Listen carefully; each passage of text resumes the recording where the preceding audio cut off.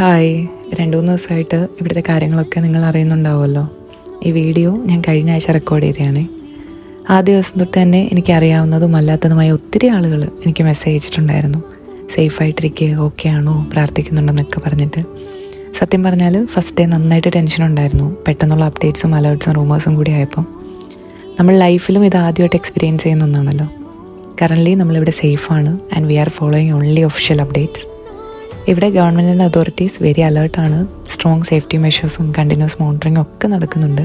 Situation കൺട്രോളിലാണ്. അതുകൊണ്ട് തന്നെ പാനിക്കാവേണ്ട യാതൊരുവിധ സാഹചര്യവും നിലവിലില്ല. എല്ലാവരുടെയും പ്രാർത്ഥനകൾക്കും സ്നേഹത്തിനും അന്വേഷണത്തിനും ഒക്കെ ഒത്തിരി നന്ദിയുണ്ട്. ഇത്ര ദൂരത്തായിരുന്നിട്ടും തനിച്ചാക്കാത്ത ആ ഓരോ മെസ്സേജിനും ഒത്തിരി സ്നേഹം.